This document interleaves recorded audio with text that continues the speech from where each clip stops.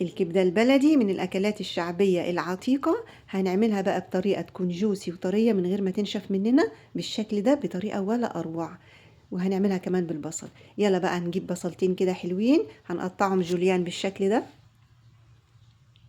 من غير ما نقطعه صغير، يعني ولا صغير قوي ولا كبير قوي، جوليان اللي هي الطريقة زي ما أنا بعمله كده بنفس التقطيعة دي.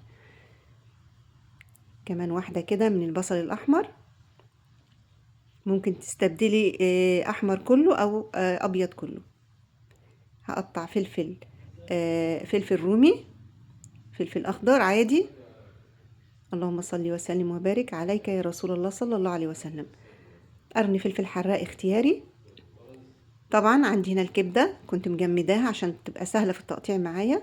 همسك كده القشره اللي هي بتبقى موجوده دي، هقطعها كده بالراحه كده بالسكينه خالص، هشيلها بالسكينه وبعدين همسكها بايديا، هتروح طالعه معايا تتقشر معايا بكل سهوله بالشكل ده. طبعا القشره دي لازم تتشال يا جماعه. لو انت هتقطعيها عند الجزار هيقطعها لك بكل سهوله خالص، لكن انا كنت جايبه الكبده على بعضها، فحبيت ان انا اقطعها زي ما انا عايزه في البيت يعني. عملتها كده بالشكل دوت لحد ما قشرتها كلها تمام بالشكل ده. هبدأ بقى ان انا اقطعها شرايح رفيعة خالص، وهرجع ان انا يعني هصغر شوية. انا حسيت ان هي كبيرة شوية، بدأت ان انا اصغرها شوية، حطيتهم على بعض كده وهديهم تقطيعة كمان بالظبط كده. شايفين نفس التقطيعة دي، ولا هي صغيرة قوي ولا كبيرة قوي. عندي بقى هنا القلب، بحبكم في الله وانتوا في قلبي. القلب قطعناه بالشكل ده.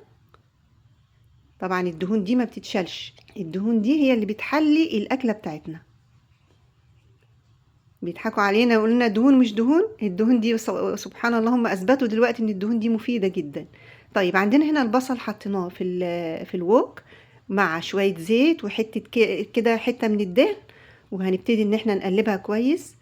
البصله اخدت بس يعني اتشوحت بسيط. بدأنا ننزل بالكبده بتاعتنا، بالقلب الاول، نزلنا بالقلب عشان القلب بياخد سوا الاول، وبعدين بالكبده. هوسع كده شويه 5 دقايق من القلب، لما يعني ياخد نص سوا هنزل بالكبده كده في النص وهقلبها بالشكل ده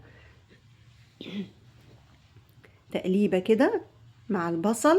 هنزل بقى بشويه توم، والتوم ما حطيناهوش في الاول ليه؟ علشان انا مش عايزه احمره مع البصل، علشان طعم التوم يكون ظاهر شويه معايا زي الكبده الاسكندراني كده.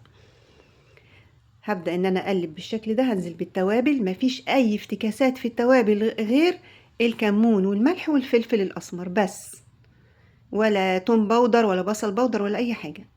نزلت بقى بالفلفل الالوان بتاعي من غير فلفل اصفر، لا هو فلفل احمر واخضر فقط، عشان انا مش عايزة اي عصارة زيادة في الكبدة بتاعتي. هقلب بقى بالراحة خالص بالشكل ده لحد ما بقت شايفين الالوان. بسم الله ما شاء الله ولا قوة الا بالله. اللهم صل وسلم وبارك عليك يا رسول الله. شايفين؟ بحبكم في الله، وما تنسوناش من الدعاء. لايك وشير للفيديو لو عجبكم. السلام عليكم.